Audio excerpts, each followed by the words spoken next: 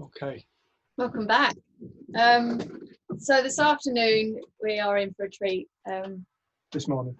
This morning for Dickon, and for anyone else who's in a different time zone and it's morning. Dickon is just one of our favourite people in the world. I met Dickon in 2009 when myself and Rudy started filming the movie site, and we got to go up to Lacona and sit with Pransky Associates, and that's where we first met Dickon. And then you invited us back to your house and made us lunch and took us on a drive. And I think I've seen you, like Margaret, I've seen you every year since then, apart from this year. Yeah. You've been a friend, you've been a mentor, you've really supported us through some different times in our lives and have just shown so much love. And to me, you've been a massive inspiration as a teacher and as a friend, and we just are so grateful to have you in our lives, and so grateful that you'd wake up so early and share with this amazing group of people just some of that love and light that you bring to the world. Yeah, thank you so much, mate. When we were putting it together, it's always a no-brainer for us. But thank you so much for being part of this. And if you don't mind, I'd just like to hand it over to you now, mate. We've got about an hour if you're happy with that. Oh man, that's great. Wow.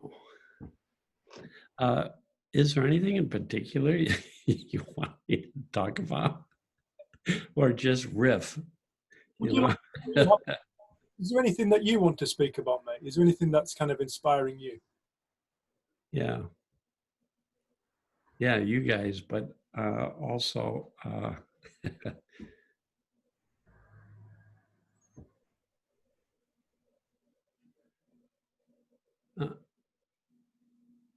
I want to really sort of key in on what Sid Banks meant by beyond our thinking is beautiful feeling. Because that, to me, that's the cure for stress. You can't be stressed and be in a beautiful feeling at the same time. So maybe, would that be okay? Does that sound, I don't know what you guys were talking about, but.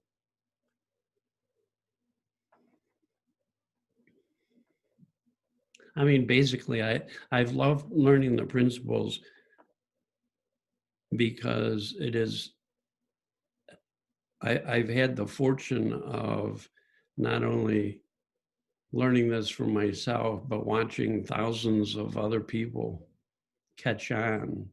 And what I notice is that as people's understanding deepens, they fall in love with life. That's the reason I got interested in this. I mean, isn't that what we're all looking for, is how to have a better connection with life? I mean, I'm not talking just people either. I'm not talking just people. I mean, falling in love with trees.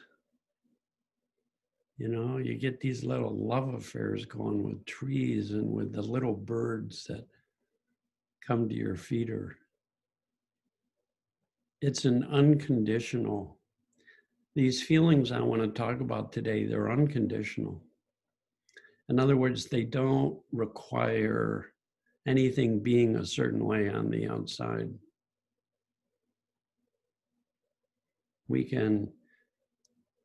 These feelings can show up even in horrific circumstance. That's what I mean by unconditional.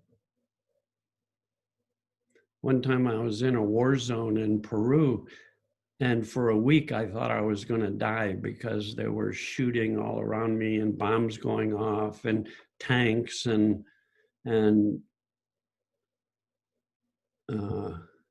I really thought I'd never see my family again.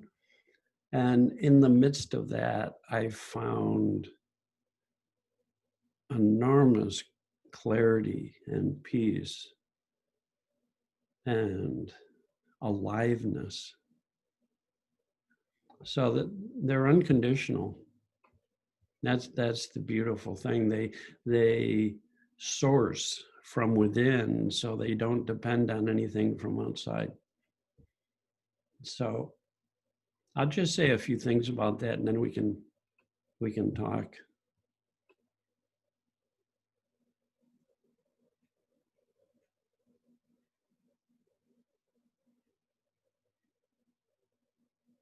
It'll be a little condensed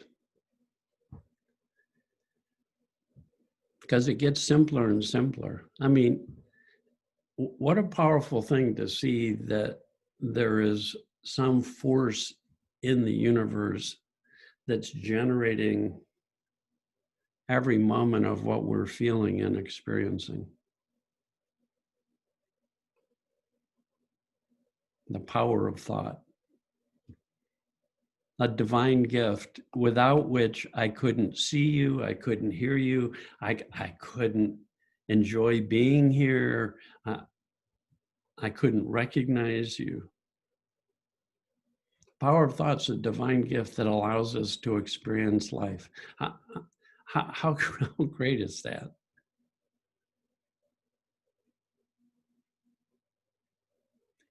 If that's the only thing people started to realize, it would totally change their life.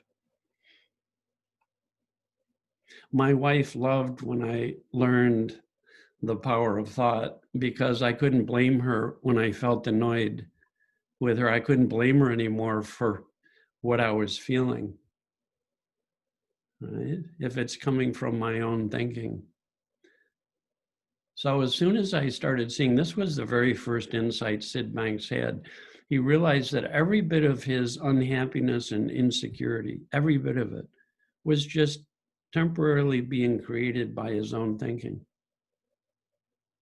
He said when he realized that, it was such a profound realization, he felt like an explosion went off in him, and it was like 40 years of unhappiness lifted from his shoulders. That's how old I was when I learned the principles. I was in my just turning 40. If you walk down the street and look at people's faces, you'll see most people are burdened by their thinking innocently. You can see it in their seriousness or their hurriedness or their impatience. Right? The only way we get burdened psychologically is by our thinking. So we have these thought burdens. And so you begin to realize that your tension, stress, and upset is created by thought. And as Sid says, if you really see that, it's like putting your hand on a hot stove. And then the instant you realize the reason your hand is in so much pain is it's on the stove, without any technique or without thinking about it, wisdom takes our hand off the stove. Now it's the same. If you really see that if you're holding thought in mind, believing ideas, beliefs, and concepts, if you're holding them in mind and it's generating tension, stress, or upset, take your hands off your thinking. Sid says if you really see thought, it naturally brings you back to the now. For a moment, you let go of everything you're thinking.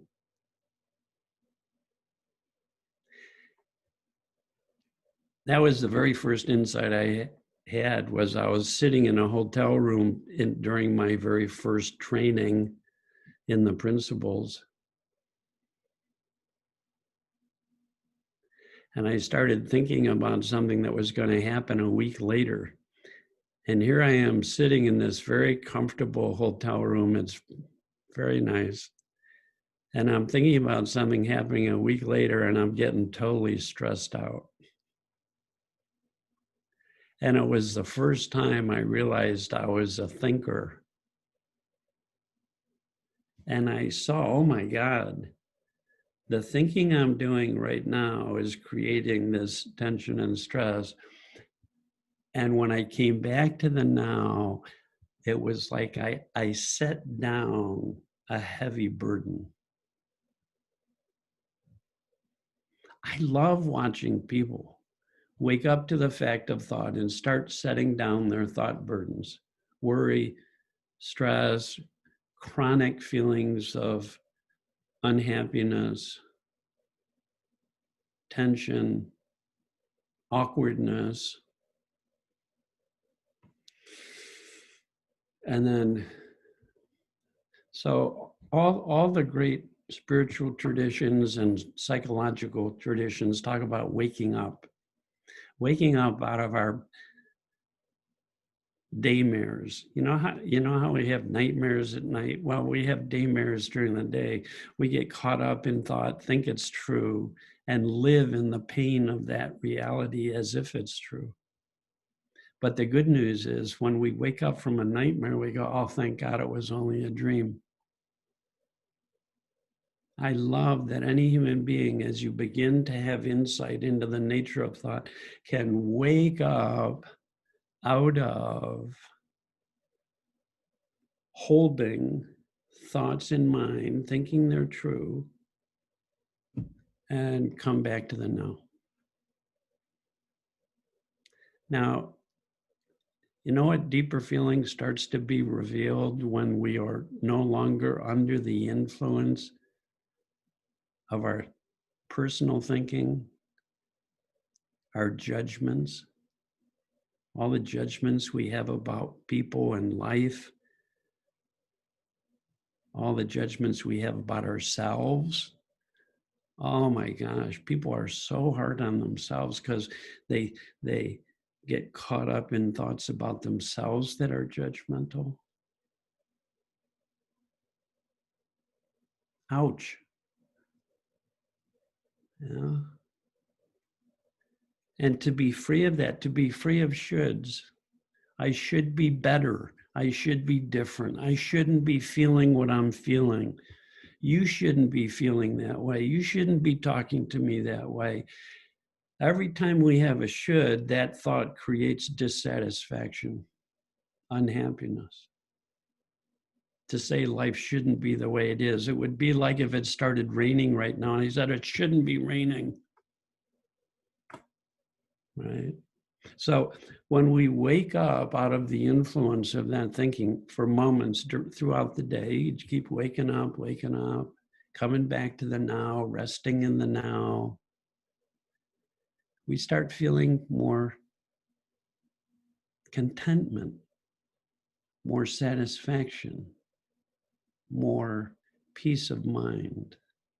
Remember how I said, as you learn the principles, it awakens these deeper, unconditional feelings. So we unburden by thinking and we experience peace of mind. Who doesn't want peace of mind? What human being on this planet wouldn't benefit from having less thought burden? So pretty soon you go, and thank God I feel stress. It lets me know I'm getting burdened by my own thinking. Come back to the now. There's nothing here to figure out, nothing to understand intellectually. Come back to the now. Come back to peace.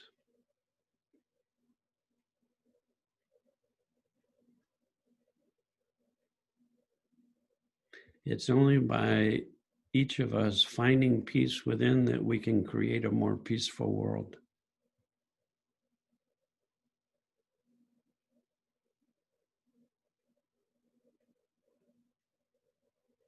Our first Christmas card came. Peace be with you. Hallelujah. I wish all of you peace during this holiday season. Stress is an invitation to fall wide open to life. Now, let me ask you this question. Because Sid Banks said, if you want to experience what lies beyond your intellect, because you can't get love and wisdom out of a computer. You can't, no one can. If you want to experience what lies beyond your computer, we have to, he would say this in almost every talk, we have to go beyond all personal thought, all concepts, all beliefs, all ideas. Just from moments, you can pick up your computer anytime you want to. That's another whole topic. Thank God we have a computer. I love having a computer. I love having this computer I'm using. I use it a lot. It's really good for certain things and it's really horrible for other things. Like I wouldn't shave with my computer. I wouldn't try to mow the lawn with it. I wouldn't try and get it. I don't fall in. I've never heard of a person marrying their computer. They get addicted to their computer, but they don't fall in love with their. It's not like the computer can give us love or understanding. And most adults, when they feel bad, run right up into their computer to try and figure out life. And you can't find peace in the computer. So for moments, we come back to the now. It's the most ordinary thing. It happens to every single human being all day long. If we never got present, you couldn't drive a car. You couldn't walk around without bumping into things. You couldn't smile at your friends. You couldn't enjoy anything in nature. Those feelings are within us and they're given to us for free. All we have to do is just have the courage, cour is the French word for heart. Have the courage of heart. We fall out of our thinking into our heart. We begin to feel peace as we become free of our judgments, limited ideas, limited beliefs, limited concepts. I can't do this. I'm no good at this. Oh, they're not going to like me. Oh, I don't know how to do this. Oh, this is hard. Oh, God, this situation is so impossible. Oh, right? We fall out of that and that world disappears. We enter another world beyond the computer. The computer can never know the world beyond itself. That's why you can't think your way to happiness or to peace or to well-being.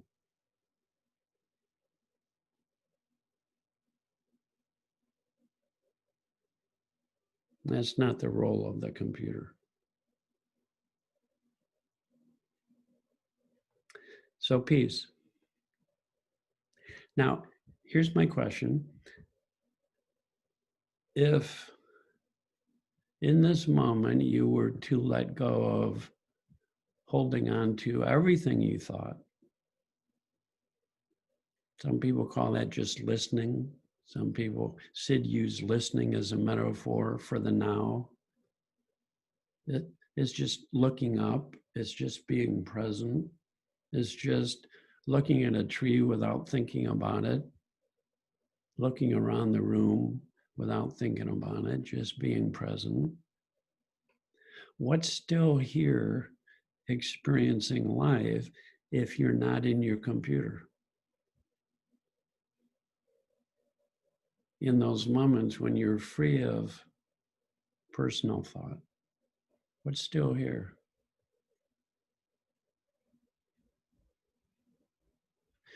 When I'm thinking, right now, when I'm thinking, the tree disappears out my window. I don't see it. You disappear because I'm thinking. Haven't you been with somebody and realized they're not listening to you anymore? It's sort of like the curtains went down on their eyes. You can tell instantly when people are not present and when they are. When we're thinking, our senses, it's like they close down.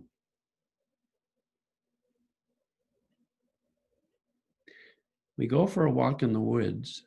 If you're thinking, you don't experience what's around you. you don't experience beauty. Okay, so here's the second benefit, is that as we go beyond our personal thinking, there's the peace that passes intellectual understanding, and then what's still here, experiencing when we're not thinking, is we're just wide awake and aware. Wake up, be present. Now, what happens? My experience, when I have no thinking on my mind, my senses come alive. They start singing.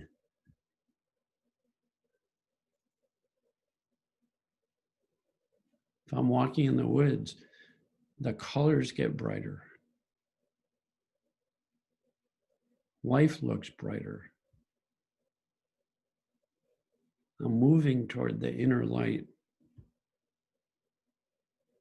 Our eyes get brighter.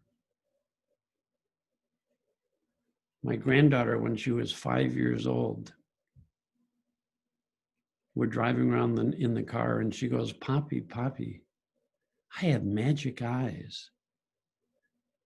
And I say, "Eva, what do you mean?" She goes, everywhere I look, things sparkle." Right? That's our natural state. Sid called it pure consciousness. He said you go beyond personal thought and you discover pure thought, which is peace, pure consciousness, which is the enjoyment of the senses. It's what allows us to enjoy food. It's what allows us to enjoy each other.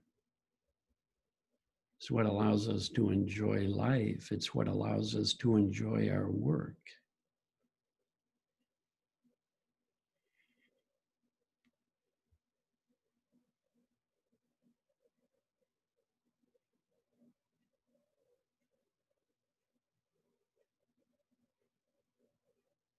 You could summarize Sid Bank's teaching as it's all thought and go beyond your thinking to beautiful feeling.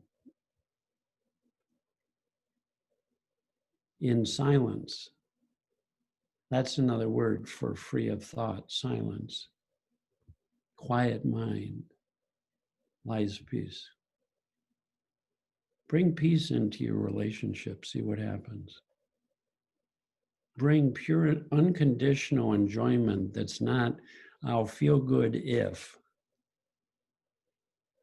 I'll feel good if you're in a good mood all the time. I'll feel good if you never complain about anything. I'll feel good if. This is unconditional, these deeper feelings. A psychologist from Stanford University, I just heard a podcast with her and I loved it. And she called these bigger feelings. That when we fall out of ego, we connect with something bigger, and then we have bigger feelings that are unconditional. The bigger feelings can embrace and hold all the little feelings. I can be in a horrible mood. I wake up to the now and rest in the now. I'm still in a horrible mood, but I'm at peace. No complaints, no problem, nothing wrong. It's like being in a rainstorm. It can be beautiful without all the judgments and the shoulds and "I don't like being where I am" thoughts. Peace of mind in the midst of enjoying life, in the midst of our ups and downs.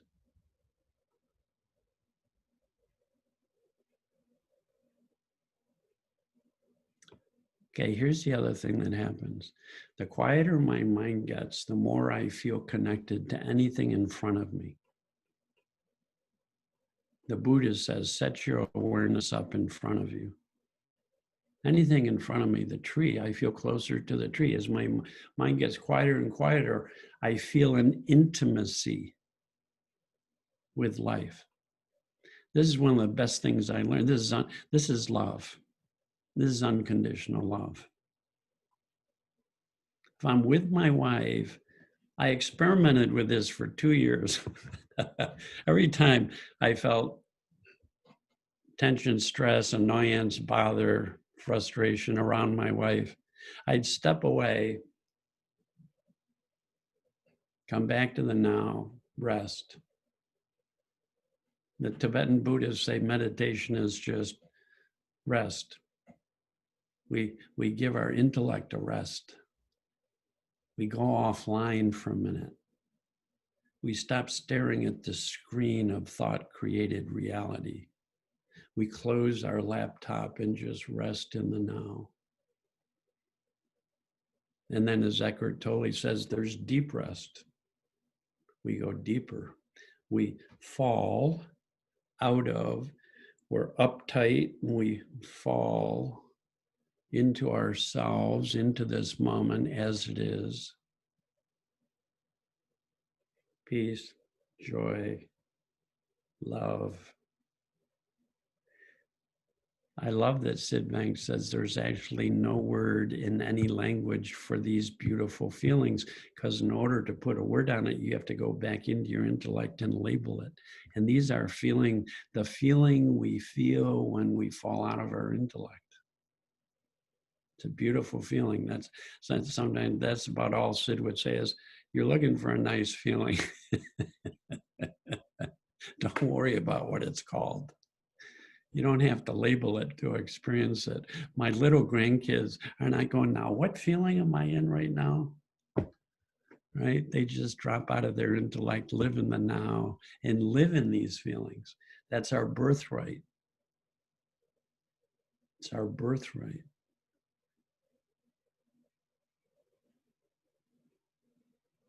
So I experimented with this for a couple of years with my wife, and I'd just come back to the now and rest. And pretty soon I could, this is just me, you find out for yourself, don't take my word for any of this. When I just let go, literally let go of, I'm not holding a single thought. Every thought's free to come and go. I don't care if 10,000 thoughts come through my mind. When I'm looking at a tree, I'm not paying attention to my thinking, I'm present. Here's my hand, here's the seat I'm sitting in, there's the light, there's the birds. Just here. What Sid says, what every human being in the world is looking for is this space of pure thought, pure consciousness, pure mind, presence. I like to call it presence, just being fully present. When we're fully present, in that quiet, deeper feeling comes.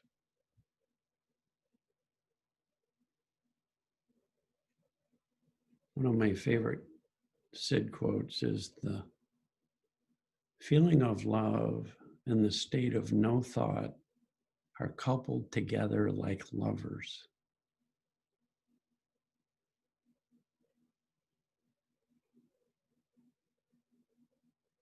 He says truth is always found in silence and a nice feeling.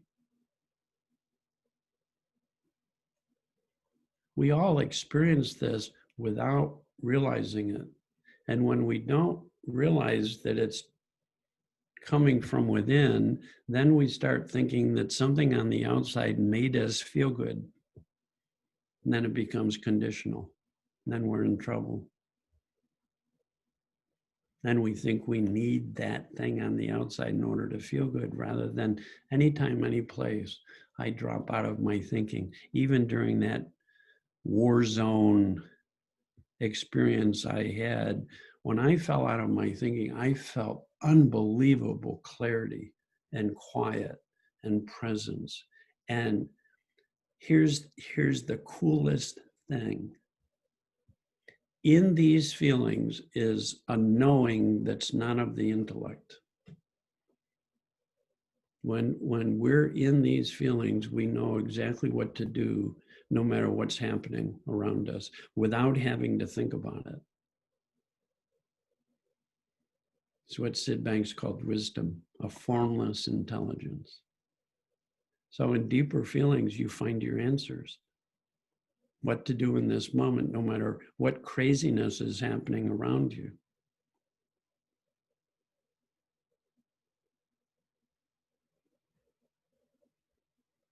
In the midst of a dysfunctional family meltdown, presence brings a knowing that allows you to navigate through that. It's very practical. Common sense is a feeling of this makes sense that comes from this deep common ground, this universal mind.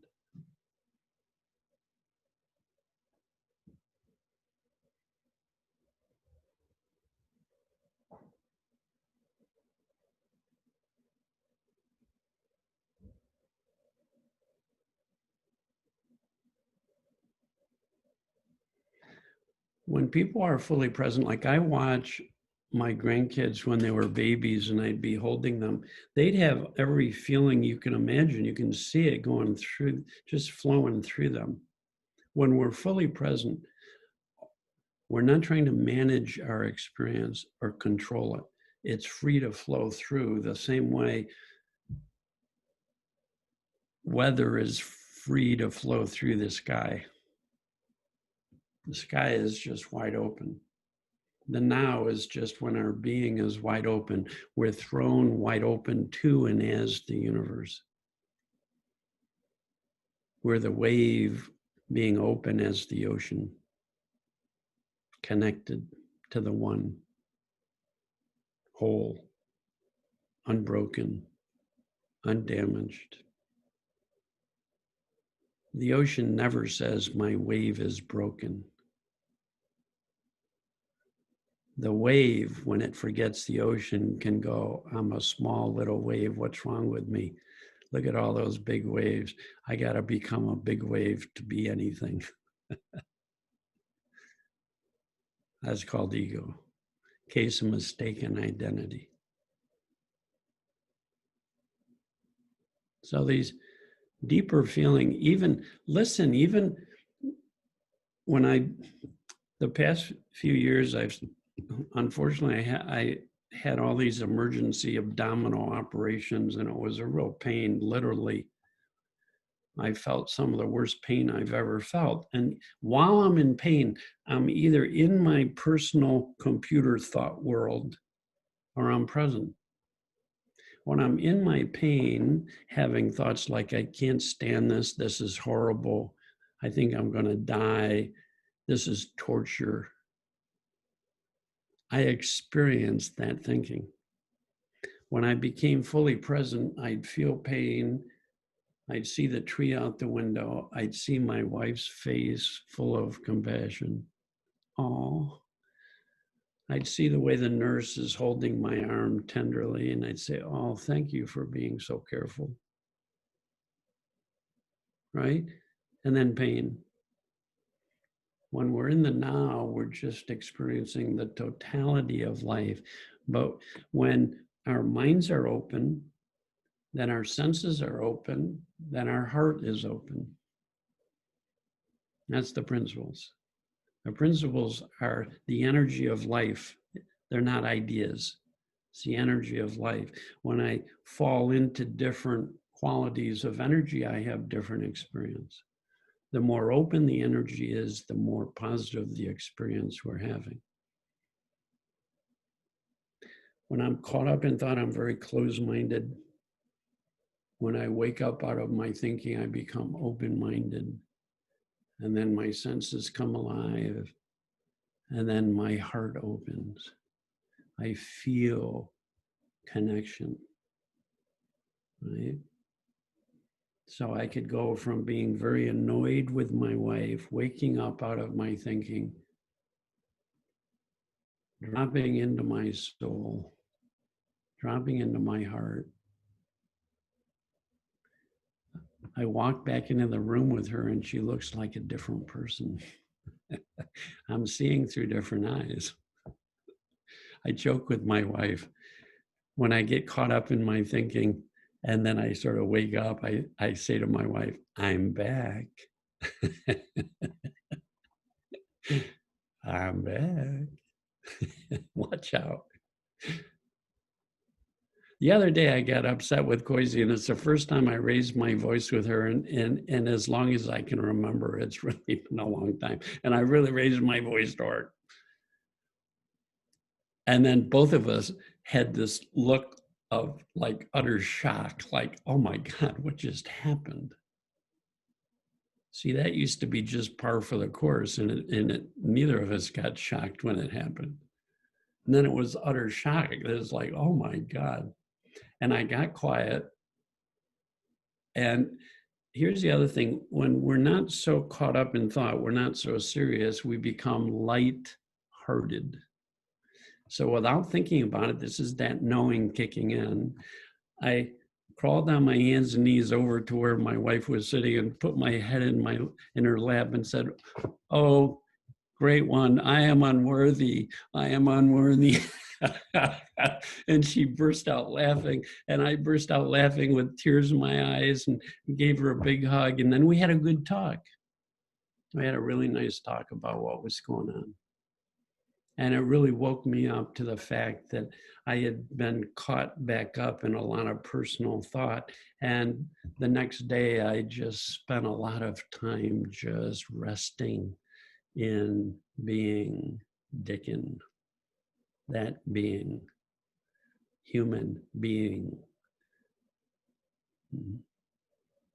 Being is another word for God, energy of life, that in which we live. One being, many humans.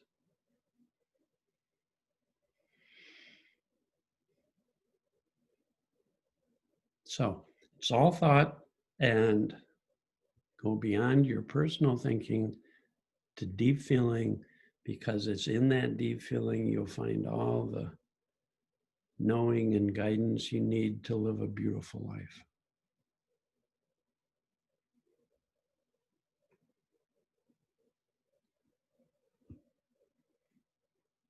So Dave, that's what I've been inspired about lately. It just, honestly, it just has been so delightful to see the simplicity of this. When I have the courage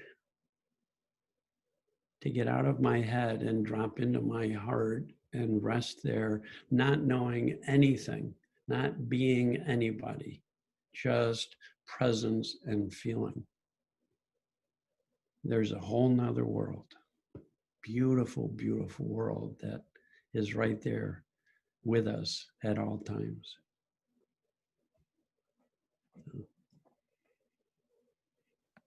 Well, we have some time if. It's beautiful. Thank you, mate. Are you happy to take questions? Yeah, no, I'd love to. I can hear myself talk anytime. All right. Has anybody got any questions for Dickon? There's a couple of screen questions. We won't be able to see. But I think there's a raise hand option. If somebody could just touch the raise hand option. Or unmute yourself, and that would be awesome.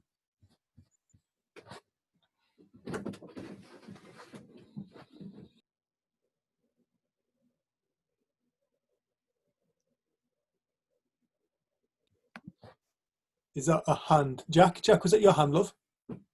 Yes, I was hoping somebody else might speak and it's not all my voice, but yes, that was a hand. It's me. I'm slightly in shadow, aren't I? I'll just unmute myself, then I don't have to hold the space bar. Hello, Dickon. Very lovely to meet you. Yeah, I've heard lots about you, and now I get to chat to you. From Dave and Jenny and Lisa and Margaret. I guess it. Right. So I'm a thinker, definitely, and I know I am, and I know I'm an overthinker, but so here I am asking you a question that's coming from my brain, and I know it is, but I don't care where it comes from. Okay. So I feel like this is something I've been seeking for ever. And yet every time I try to, I get a bit emotional talking about it, actually. It's like this age-old thing where when you try and find something, when you try and grab it, you can't get it. Myself and my partner here, Christoph, we did a Vipassana at the beginning of the year before lockdown. I thought, right, I'm going to do a 10-day silent quiet with myself. Yeah. Oh, yeah, I've done plenty of Vipassana retreats in my life. So Well, that's my first. And I think it took me 5 days before I could even sit still. I was just all the time thinking, it's just a sensation, it's just a sensation. But actually I'm in pain, my legs are hurting, everything's hurting, my back's killing me, everything. And it's just like, just in my head was saying this thing, like, just let it go, just be still, just be, and it would maybe last for seconds. I could maybe find it for a little while, but it's just, it's this thing that I'm always told it's so easy to say but so difficult to do, and yet I hear others that it's so easy, and it's like it's only in times of, the only time I've ever experienced it, I think, maybe not the only time, is when I experimented with an ayahuasca last year as well, and I completely and utterly let go, and it was the most amazing feeling. But I can't, I want that. I want to be able to do that without drinking from the plant of a Peruvian. Like, I can't keep doing that, but that's the thing that I've always thought, this is what it must be like. It was like nothing mattered, and it was like I was getting real messages of don't worry, everything's fine. Yeah, you've got this. Don't try and figure life out because it's too complex. These are all the things that I was being told. It's like, I read so much, listen to podcasts, try, practice, but it feels like I can't quite. I think there's something I'm either resisting or I just can't quite grasp it. And yet, when I don't look, what would you say? You said this is an intellectual question coming from my head, and yet you keep having these feelings and emotions right now. yeah, That doesn't happen unless you get really present. See, the Buddhists say it's too ordinary for people to see.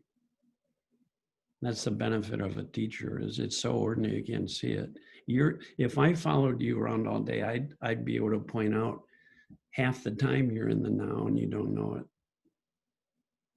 It's so ordinary you don't recognize it. why doesn't it give me that feeling of peace? Because it doesn't. You're telling me now that I'm present with you, and I feel like I'm focused, is what I feel. I feel like I'm listening to, I'm hanging on every word, Dickon, and I'm very focused, so I know I'm present, but I don't feel a sense of peace. Yeah. Well, we have a lot of ideas about what peace is. Right? Okay. We have a lot of ideas about what it is. You told me your ideas about these deeper feelings are the really blissful, completely this, completely that, deep.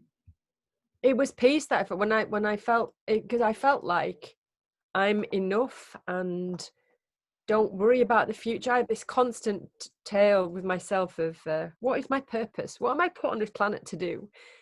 What am I doing all the time? I want to do good. I want to do good for the world. What is it? What is it? What is it? Get quiet, and it'll come. Get quiet, and I'll go and take it. And it's like, oh, I still don't know what it is. And I keep doing things, and I know that's. Remember how I said that in our personal thinking, there's so much judgment. Like, get quiet. The way I hear it from you is like this big judgment. Yeah.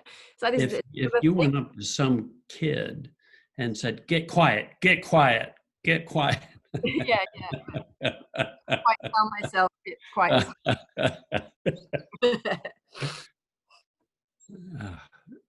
But yeah. It's kind of like it's this. And the one thing about technique is that it introduces this notion of trying. And what happens just for a moment when there's no trying? No trying at all. You can be in your intellect, I don't care. You can have 10,000 thoughts, I don't care, but there's no trying. There's no trying in the now. You're with what is as it is.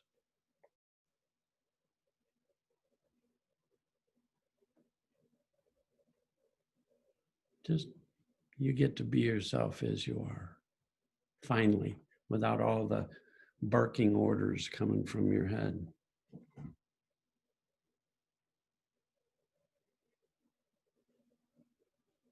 Well, that usually happens after some kind of. Well, what about right now? Forget usually. Well, I feel more peaceful now because I've had some like adrenaline release.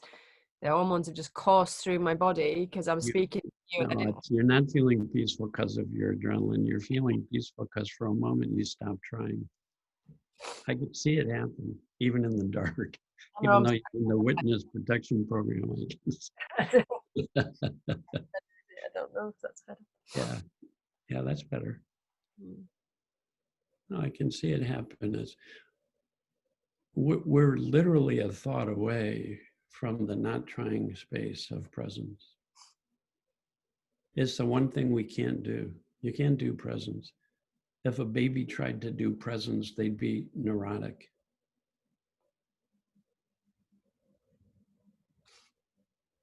In Dzogchen, in Tibetan Buddhism, which they consider the highest form of Buddhism, they call it non-meditation, because you're just being with what is as it is. Sid talked about that quite a bit, being what is as it is. You know how relaxing that is to just, it's okay to be whatever's showing up in this moment. Wisdom knows what it's doing. You don't have to take care of it. That's an illusion. They have a saying, no self, no problem. As soon as the ego kicks in, it's got orders and ideas and beliefs and thoughts and trying to get to some place different and better than this. You know, being miserable is enjoyable. If you're just being, no going anywhere, no comparison, no shoulds.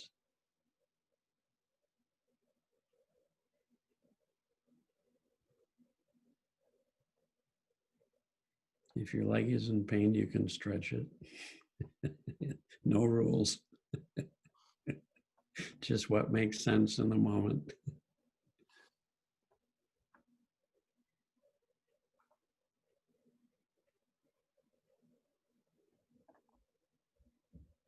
But there's a but. There's always a but with me. Well, that's just because every time we think about things, the intellect kicks in and then there's judgments and shoulds, and that's always going to be true. That's true for me too. That's true for me too. So, but this is, when I'm present, there's times when I pay attention to what my thinking says, and then other times where I don't care what it's doing. I'm not paying attention to it because I'm just looking around the room, or I'm looking at the tree, or I'm looking at you. I'm just open, wide open.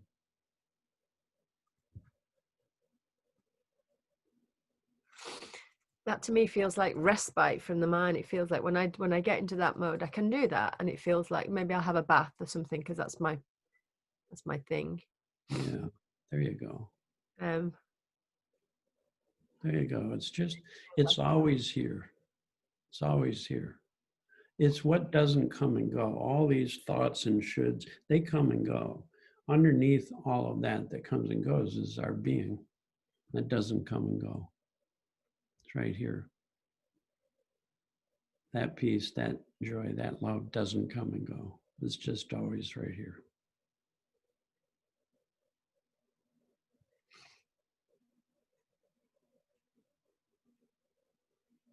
Thank you. No, you're welcome.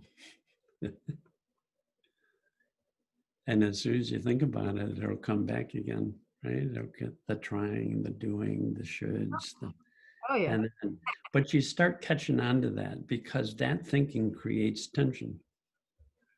Trying is tension, is stress. Being is not trying. When I was with Sid Banks, I'd do the same thing you would. I keep trying and trying, and because that was what I had learned, and I thought that's how I could get control of my intellect and quiet my mind down. And I was like a little thought police. Quiet down, stop thinking, be present, right? And Sid would shake his head and go, oh, no, there's no trying. There's no trying in being. It's so much easier than we make it. If you're sad, be sad. If you're stressed, be stressed. If you're thinking, just think. And there's enormous relief and presence in just being. And it will lead you toward deeper quiet. But it's not trying to get someplace better or different than where you are. This is right in every moment, no matter what you're experiencing, it's perfect as it is, except for your thinking that says it isn't. And that thinking creates tension and stress and impatience, frustration.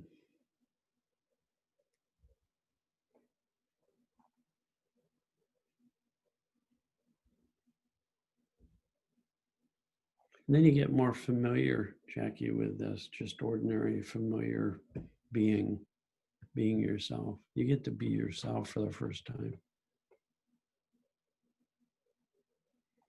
What a relief that we no longer have to be trying so hard to get to a better version of ourselves.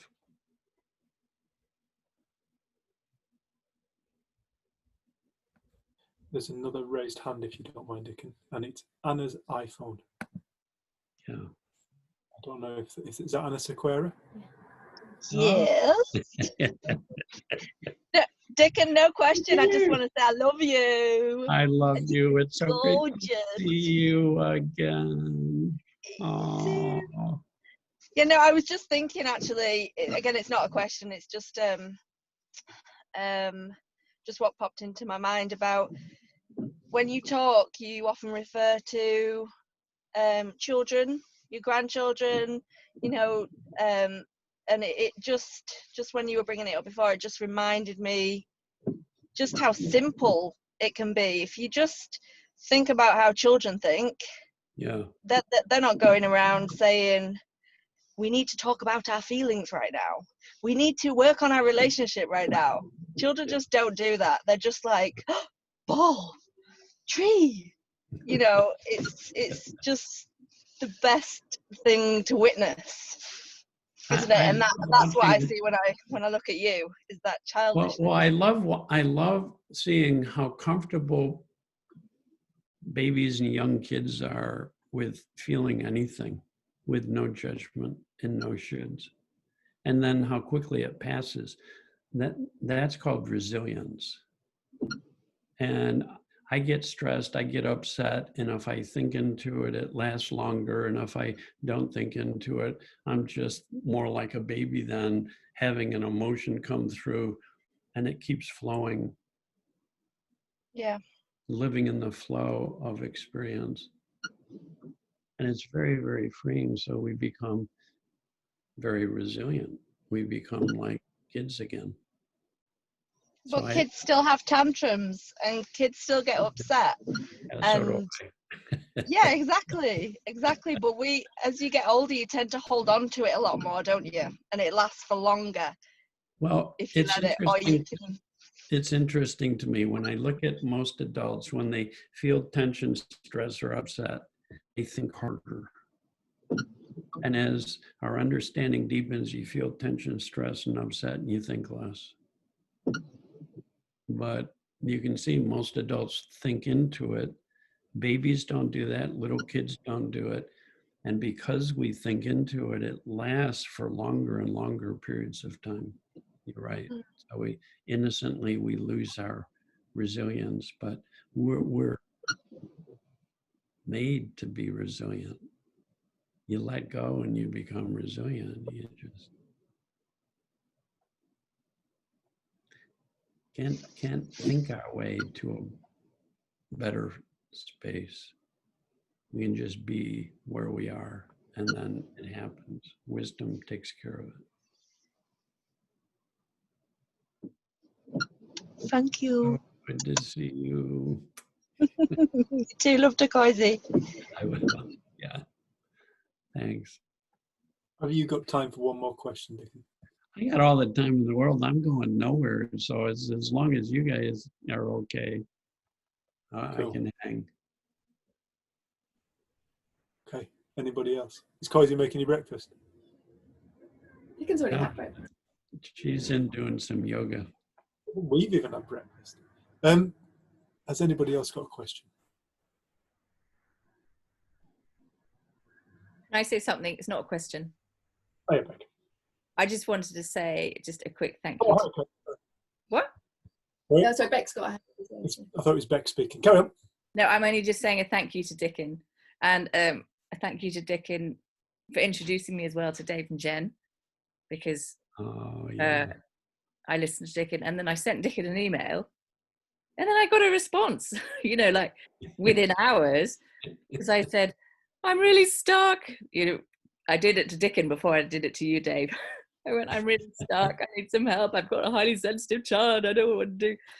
And Dickon went, he handed me over to you, Dave and Jen. And he said, get in touch with Dave and Jen. And look at me now. It's fine. Everything's fine. Life's great. So I just want to say thank you for that. No, you're welcome. Glad you guys got connected.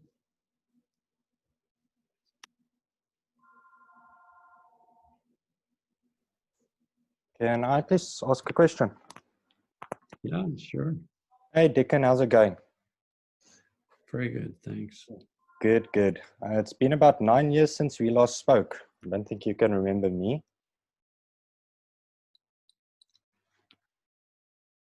Sorry, Akonya? Dickon, you're muted, mate. You're muted.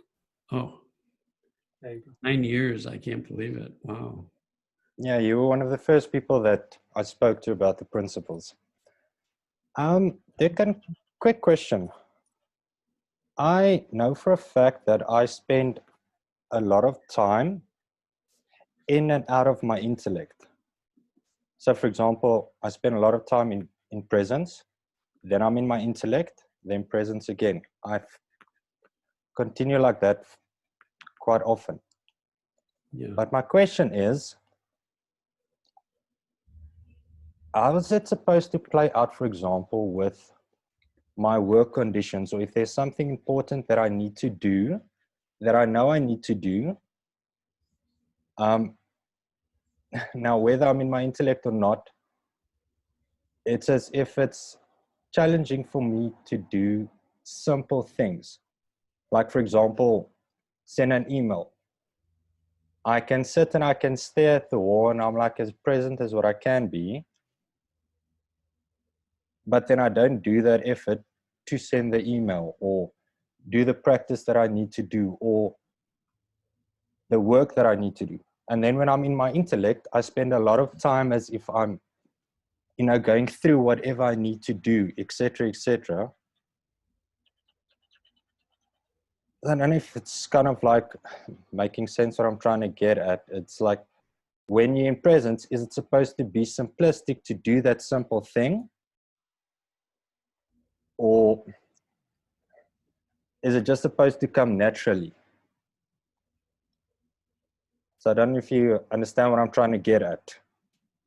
Well, you started off by saying that you go back and forth between presence and intellect, presence and intellect. Mm-hmm. Me too, we're meant to. So I love thinking about things. I love using ideas. I love having words and memories. When we use our intellect wisely, it feels good to think about things and it's helpful. When I misuse my intellect, there's tension. And it becomes an invitation to find a balance so that wisdom then can weigh in on whatever I'm doing. And then you get, as Sid Banks says, you get good at going back and forth between the two worlds, and you get the best of both worlds. So we're given this gift of being able to think conceptually, and it's a beautiful thing. Really, it's beautiful. I love having such a good computer. I can store all this information, but the computer has a limited function. It's not meant to live us. Right? So use your intellect. Think about whatever you want. And when there's any degree of tension or stress, you close your laptop. You know, we tell that to our kids, you know, you've had too much screen time, you know, come into life. Close your, it's okay to have some screen time, but you don't want to live on your screen. You're missing life. You're not connecting, right? My grandson, who's 15, has his first girlfriend, and they get together and he's on his screen the whole time. Going, oh, this is not going to work out well. This is not going to work out well, you know. So we find that balance, and our feelings let us know when we're out of balance and when we're in balance. But it's good to be able to go back and forth. So it's natural. It's the same mind, as Sid Banks would say, it's the same mind used differently. It's all the same mind. It's not two different minds, it's all the same mind used differently. And our feelings let us know when we're not using our intellect very wisely.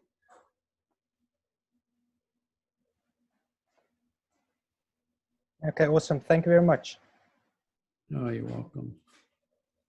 Thanks. Take care. Becky, do you want to ask a question, Freeman? Yeah, no, that would be great. That'd be great. Thanks. Hi, Dickon. Oh, hi, Beck. Oh my God. Oh, gee.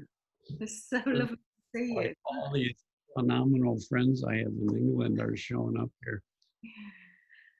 I don't, it's interesting because this is the first session that I've been able to get here for, and I've had a bit of an emotional day because my Noah, my son, left home today, and my daughter Dulcie has already, you know, both of them, but they've left under difficult circumstances. There's a lot of, you know, I've discovered that the teenage angst years come slightly later than I anticipated. Yeah.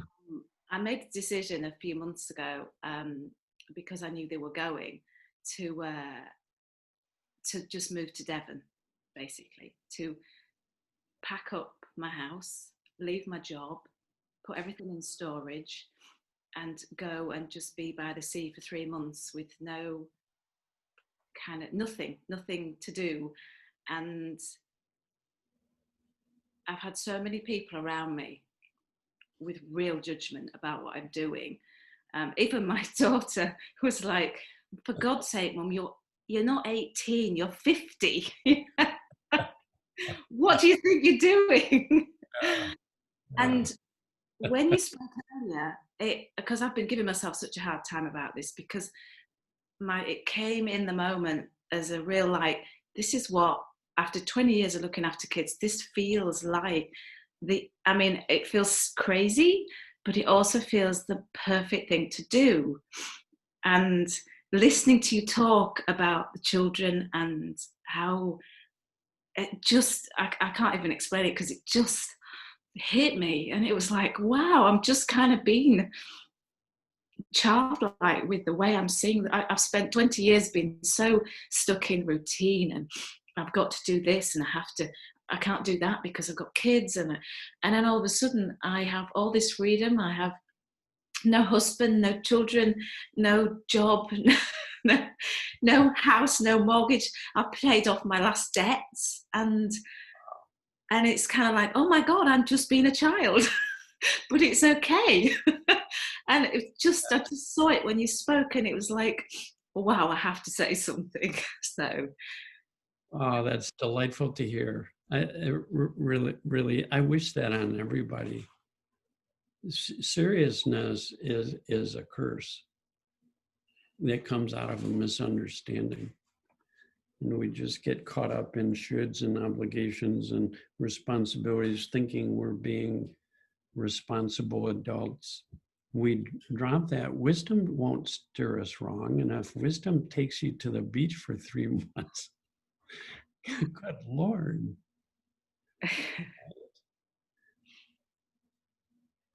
Yeah. Be childlike. yeah. I think that's what Jesus meant when he said we must become like children again to enter the kingdom.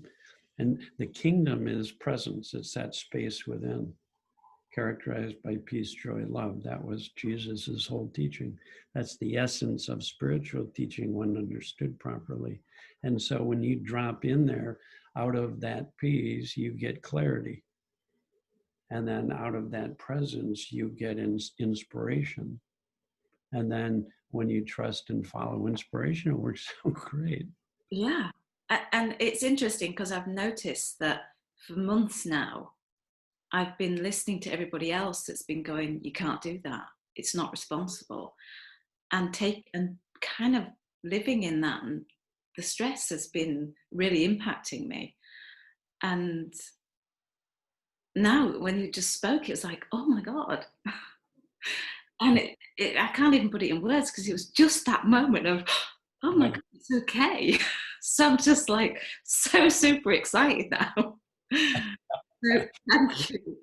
I absolutely love seeing you again, and I can't wait to hear how your journey goes. You just keep following that inner voice and that feeling and that wisdom, and oh man, can't go wrong.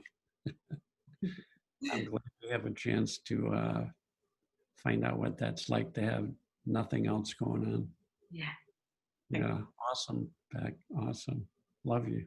You too. Thanks, Beck. Aaliyah, we've got 2 more hands raised, and then Dickon will let you go. We've got Aaliyah, and then we've got Annette. It's an hour and a half. I really thought we were doing that in an hour and a half. It's like, I'm fine. I really. Aaliyah. Hi, Dickens. Hello. Hi, Hello. Dickens. How are you? I can't find you. Hold on. I've just got a picture on there, so you won't be able to see when it's my back to everyone. So apologies. Hold on. I'll just. I've got a question. Yeah. I suppose this has been asked many a times, but you know, so an insight. Okay. You know, that moment of clarity, that moment of peace, and where the transformation, something just. I mean, I've experienced this, and wow. I mean, I've experienced it when I've listened to Sydney Banks. And something just dropped for me. So, and I wasn't conscious of the fact that it dropped. Okay. So I didn't know what happened, but then suddenly I just realized that actually I just didn't do this thing anymore. Okay. Yeah. And I was just, I mean, out of curiosity, is it a belief that sets in the heart without you? I mean, I don't know if it's going to make sense, but I mean, you don't have to know where it came from, obviously. You just have to be grateful for the fact that something has dropped for you. Yes. It can't, yeah. Shifts in consciousness can't be explained. And it's permanent as well. It's permanent. Suddenly you've gone from something you just completely dislike. Yeah. So I'll give you, I mean, it sounds pathetic, but as an adult, I've never slept in the dark. And so since I discovered the principles, suddenly I was actually quite comfortable sleeping in the dark. It sounds very pathetic, but I just kind of, where does that come from? Like, I know you say it's the wisdom or something drops and it's in the intellect, but is it actually a belief in the heart that you're not conscious of? Is this too complicated? Like, am I making this really complicated for myself? trying to figure this out. But I want more of it. And I'm like, I want other things to drop really quickly, like it did that day, you know. It'd be quite, oh, I'm so sorry. I feel like I'm wasting your time. I'm so sorry. I'm not worthy. But It's an absolutely beautiful, beautiful thing that this divine wisdom knows how to shift us into having an easier time in life. mm, And there's a connection between touching this space beyond the limitations of our ideas and beliefs, mm, that then something new and fresh can break through. And sometimes it's a real shift in how we experience the world, like you had with sort of losing your fear of sleeping in the dark. That's just a shift in consciousness. It can't be explained. can't be Syntax explained. couldn't explain it. So it wasn't something that just shifted. It would be like you could explain the intelligence of God. Oh, I can explain that. But I love that shifts in consciousness are available to people. Parenting seemed like such a difficult, daunting thing, and one of the first insights I had suddenly made me seem like parenting is the easiest thing in the world. Why did I think it was so complicated? I Yeah. just have to pay attention to my feeling state, and if I take responsibility for what feeling I bring to my kids, I could be a good parent overnight, no matter how I was parented. That one thought shifted my consciousness. Or when my consciousness shifted, I had that one thought.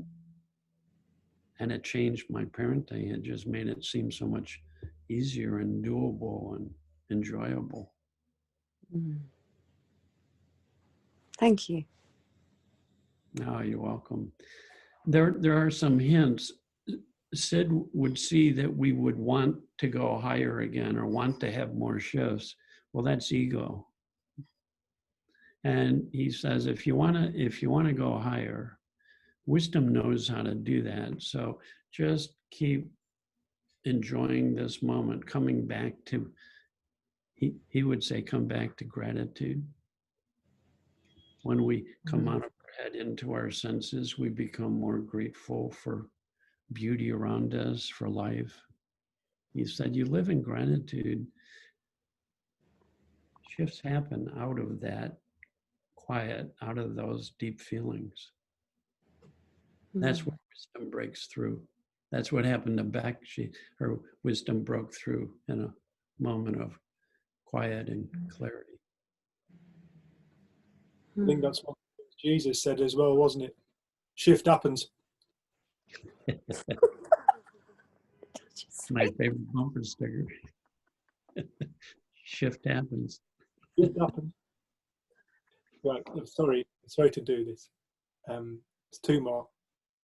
And also, I think Paul or Claire would like to say something as well. But I'd like Annette, if you like to speak up. Hi, three wise monkeys here. Yes, I saw you and I was going crazy. So good to see you. Oh my gosh. I'm just in such gratitude that you're on the planet, Dickon. Thank you so much for being you. Oh, you are welcome. Another monkey here. Do you want to say hi? Hi, Dickon. Lovely to see you. Oh, so wonderful as you to know. see you. I think you guys were at every training I did in the North Country. Yeah. And Lizzie. Yeah, hi. Hi, Dickon. Your capacity to just distill just such profound wisdom in very ordinary ways is so extraordinary. It took me a long time to see how ordinary this stuff is. It's so profound and beautiful and mesmerizing. Thank you. No. Good.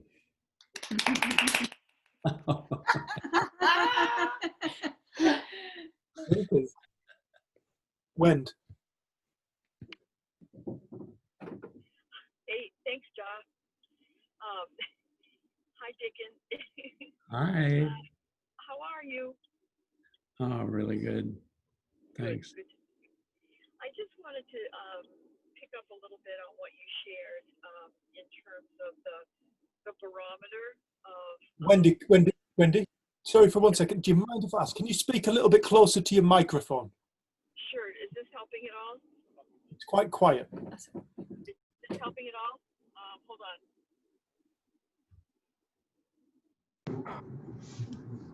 I think if I take it off of the car, it'll work better. Is that better? Yeah, that's Okay, great. Yeah. Thanks. Sorry about that. The barometer of the negative feelings, which is that that they really can bring us back to, oh, I'm off the beam, I'm off center, and I've always appreciated that kind of tip, if you will, that when I'm feeling ramped up or stressed, that really is a barometer to, and I love the way you word it, like, I'm going to step away from Koisi right now, and then when I go back in the room, she's going to look like a very different person. That things do look different. And I remember when I first came across the principles about 6 years ago, I hope you love this story as much as I love it, is there was like this little interesting little rabbit trail of how did I come across the principles, and thank God for YouTube, thank God for internet.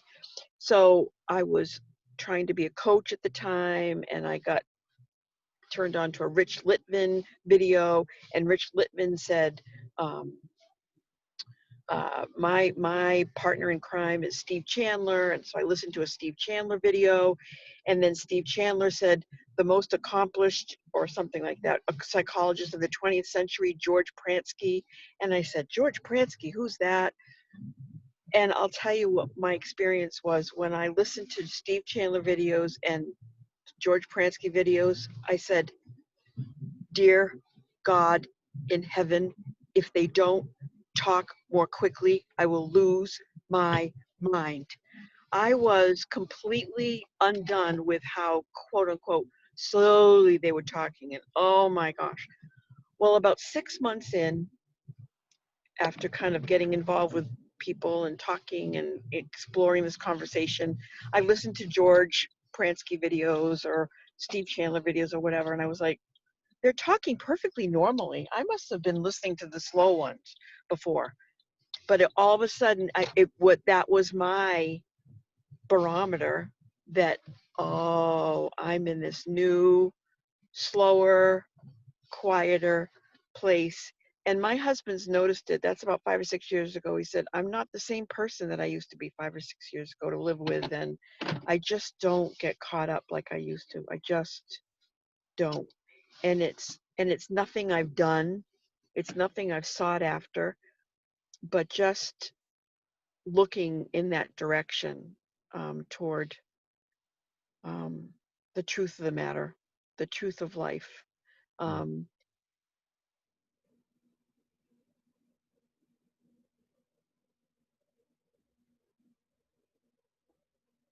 Well, that what Wendy is saying, that's what grounding is. You come back to what's true. We think we're aware, we're connected to the whole. You can never go wrong. That's what grounding is. When I get ungrounded and caught up in my head and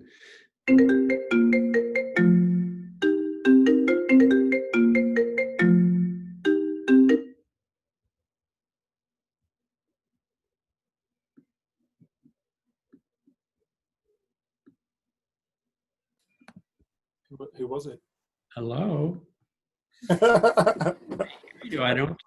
I've lost the screen somehow. You guys just. We can still. And we can still hear you as well. Oh, there we go. I've just lost the screen. I don't know where it went. You just come back. We can see you and we can hear you. Everything went away. And Wendy's. So bizarre. How do I get you guys back? Can you see the Zoom icon down the bottom? Yeah, thank you. You're back. I'm back. Wendy's back. Yeah, Wendy is back. Thanks, Wendy. It's, that's just finding more ease in life, is just being more resilient. We start to realize, listen, I'm perfectly whole as I am. I'm not broken. I don't have to be better than I am in this moment. It's just my thinking that says I should be better than I am in this moment. So the combination of finding out we have everything we need inside and we don't have to go anywhere to get it. And it's only our thinking that can burden us psychologically. The combination of those two is we keep waking up and spending more and more time being present. And then anybody who's present, these deeper feelings just naturally start to emerge. You don't even have to call them anything if you don't want to. It's just the feeling of presence. I've been playing around with the word surrender. Like when I see thought, wisdom brings about surrendering, where I'm just not holding. The lack of holding a single thought or experience in mind is another way of talking about the now. The lack of holding in Buddhism, they call that nirvana, is just simply the lack of clinging, holding, attachment. They say there's one source of suffering is clinging, holding, attaching. Sid just said it's clinging, holding, and attachment to our ideas and concepts and beliefs. And if we have the courage to take one little step beyond, the feeling of surrender is always a nice feeling. Like I can be in the worst mood in the world. I get into bed, I let go of everything I'm thinking, and I go, it's not the bed. It's that I've had a moment of natural surrender. I can be in the worst feeling in the world. If I think about what I should feel, if I think about good feelings, if I think about the principles, it makes it worse. When I wake up, or I like the word just fall into this space within, where I'm not holding thought up here. It feels like I'm coming down. I can feel myself relaxing as I surrender. As I fall, we fall awake, we fall in love, right? This falling is just a metaphor for, it feels like relaxing down. And then there's this opening, and then our feeling starts to open up. So there's a relaxing down and then a radiating light. We're beings of light. We lighten up. We go to the light. We go from the known to the unknown. Now, the intellect does not like this, because when I let go of my intellect, when I close my laptop, I don't know anything intellectually. I'm dumb.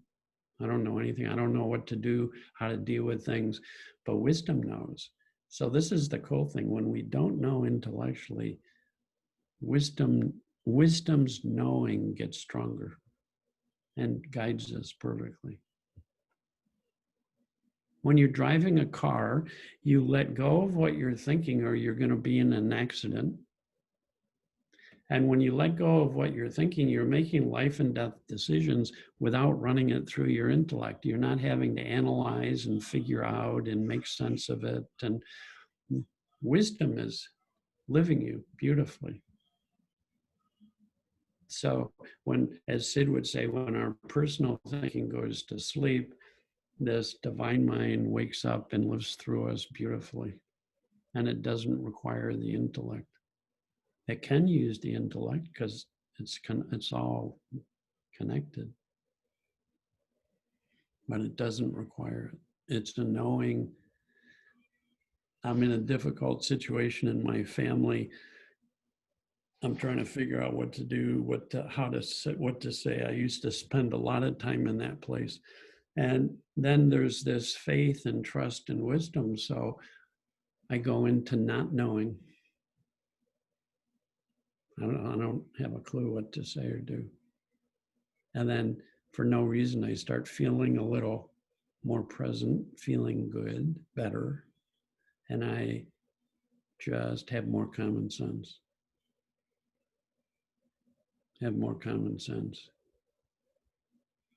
Parenting was I just get present and there's a feeling of surrender, of presence. And then I just go find my kids and open my mouth, and I was a great parent. I didn't have to plan or think about what I was going to say. And I found out, well, that works with my wife. And then, oh my God, that works with my friends. I don't have to know. I was so socially awkward because I was always trying to figure stuff out while I'm with people. And I was just very, very anxious and awkward. Right? Jen, you can relate to that one, right?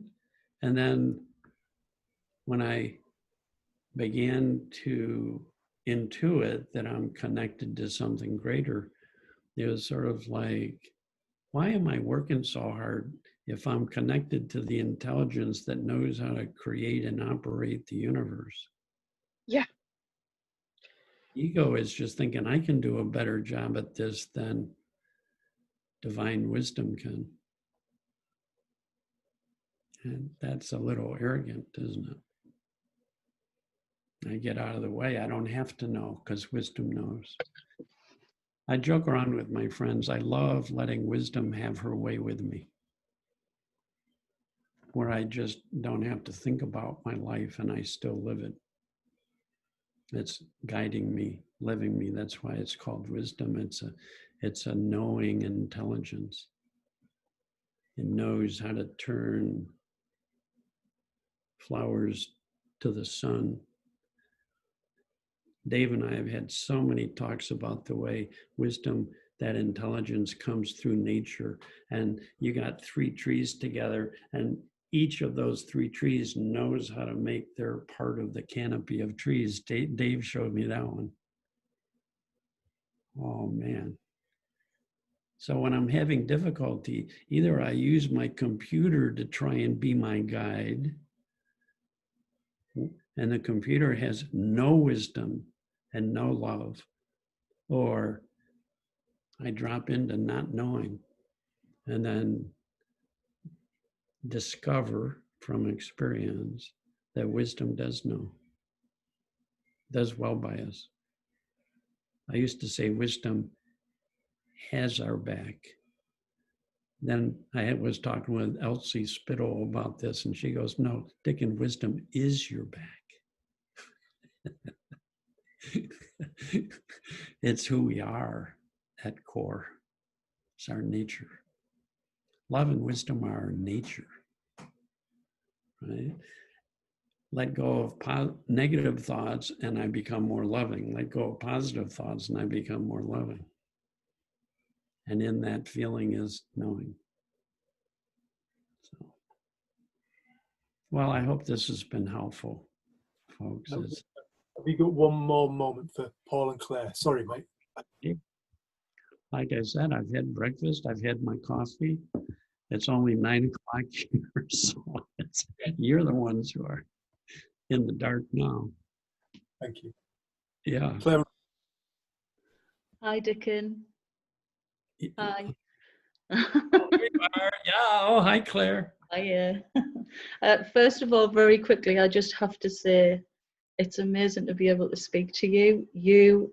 I've listened to you for hours and hours and hours in my headphones as I've been walking, and it was the moment I woke up in August this year. I was listening to you, incidentally talking about the trees and about you'd read a book about trees, and I was just whoa. And then it came to me.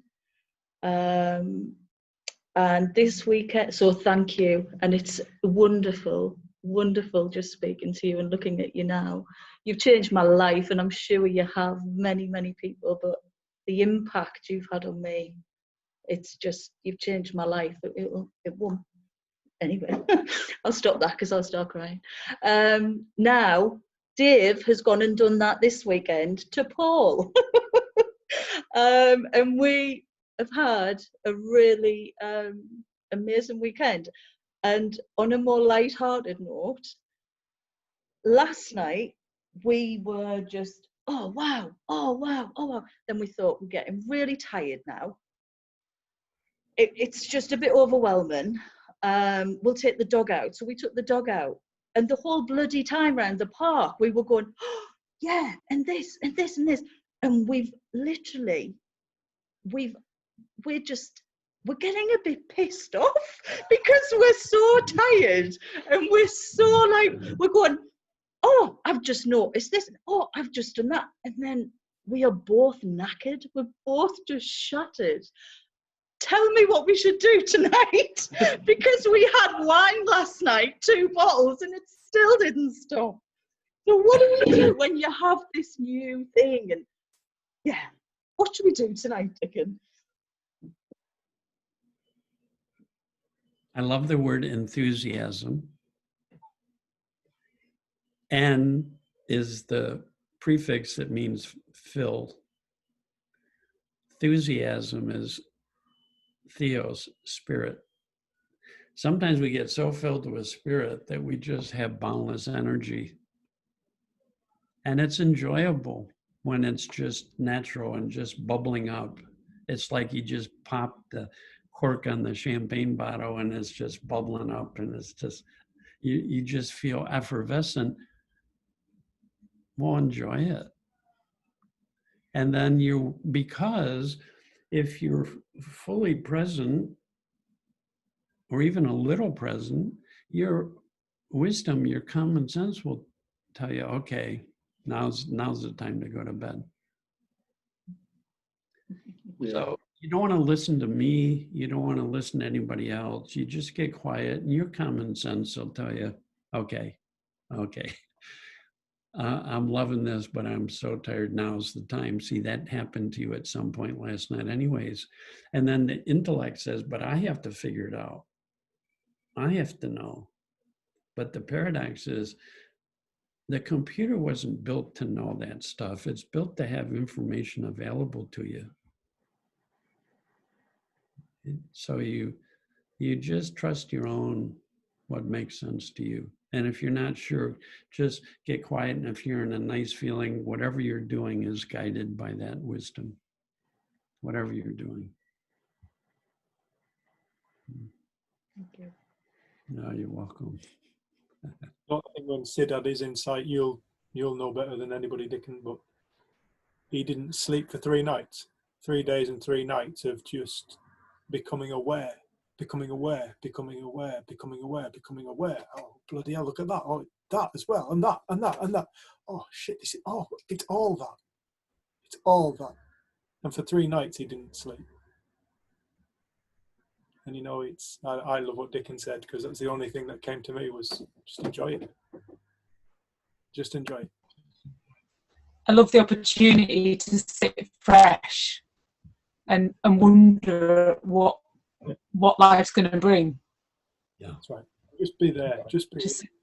Yeah, that's right. Dickon, thank you so much.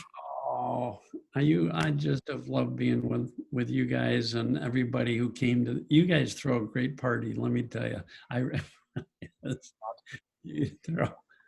You throw a really great party. It's been fun. We've got 1 more day left, for all those that can make it tomorrow. We'll be back at 9:30. Awesome. Those who can come. We're sending out the recordings of this. So anybody whose name is down on the list will get the recordings. If your name isn't down on the list, you can come in and you can get the recordings. Yeah, thank you, Dickon, on behalf of everybody. Does everyone just unmute yourselves and just give Dickon a clap? Starting at 9. And then we've got Lisa Ellery speaking tomorrow at 11:15. 11:15. Oh my God. Yes. Yes, speaking. 11:15. It's on our auto cue. Cool. Look forward to it. Just unmute everybody and everybody can say thank you. Thank you. Thank you, everyone. Thank you. Thank you. Bye. Thank you. Lots of love, everybody. Thank you. Thank you.